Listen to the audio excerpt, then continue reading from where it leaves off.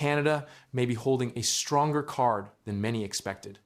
While the U.S. struggles with rising housing costs and growing pressure on builders, Canada continues to benefit from a trade fight that refuses to go away. The outcome could reveal just how bad this has become for the U.S. A decades-long trade dispute moved to the center of G7 discussions as Canadian Prime Minister Mark Carney raised the issue directly with the U.S. President Donald Trump. The confrontation came as tariffs on Canadian softwood lumber remain a major source of tension between Ottawa and Washington. At the same time, rising housing costs across the United States placed new attention on a trade battle that affects home construction, supply chains, and cross-border commerce. Donald Trump told reporters the United States would do better without the Canada-United States-Mexico Trade Pact, calling it irrelevant. In the same breath, he suggested he might ultimately sign off on its renewal. 2 weeks before formal CUSMA negotiations were set to intensify, Prime Minister Mark Carney's response to the mixed signal was notably calm. No secret, Carney said Trump isn't the biggest fan of free trade deals, but that doesn't mean the two countries can't make progress on trade issues. That measured response sits against the backdrop of a softwood lumber dispute that has run, in one form or another, continuously since 1982, and that has spent the past year producing some of the steepest tariff escalations of the entire bilateral trade conflict.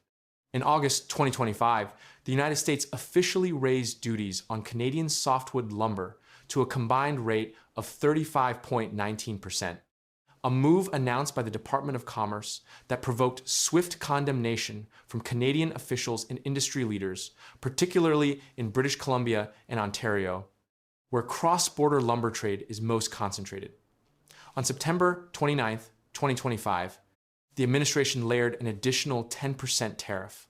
On top of that, bringing the total potential rate to 45%, based on a national security investigation concluding that American over-reliance on imported wood products means the country may be unable to meet demands for wood products that are crucial to the national defense and critical infrastructure.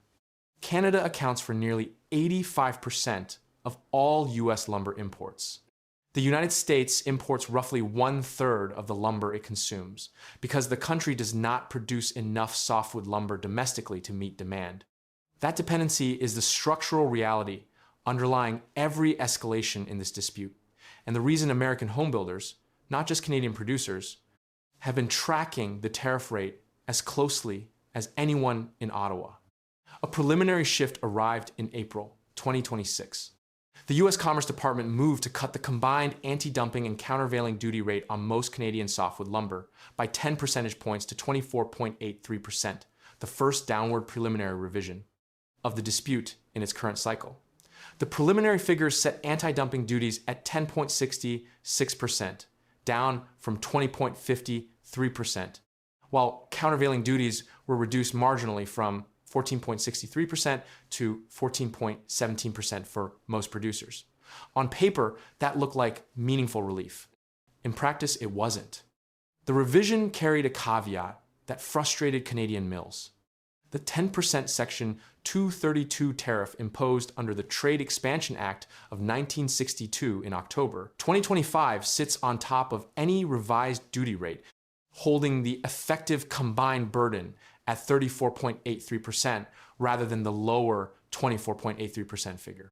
The current 35% combined duty rate remains in effect until Commerce issues a final determination, expected approximately 120 days after publication in the Federal Register, placing the final decision around late August 2026.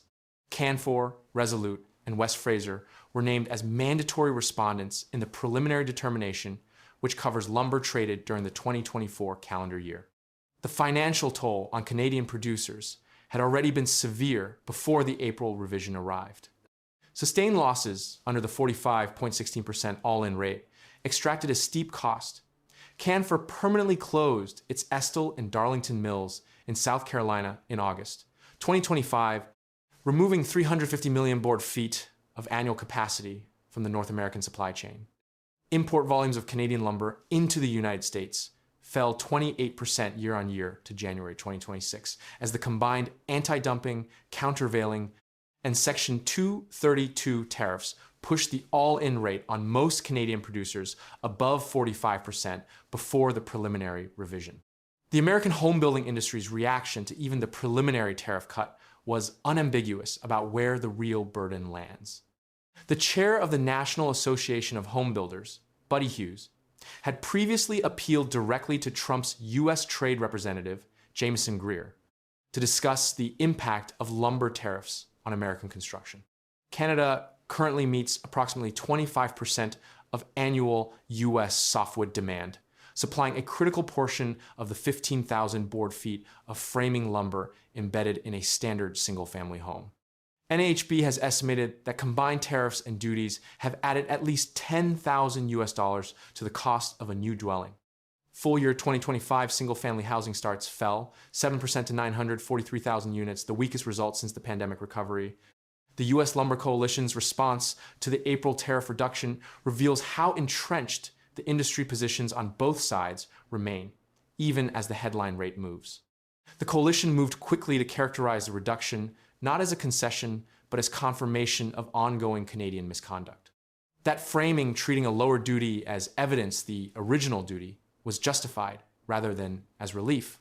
For American consumers, illustrates why a 120-day path to a final determination in August offers no certainty that the 34.83% effective rate actually falls once Commerce completes its review.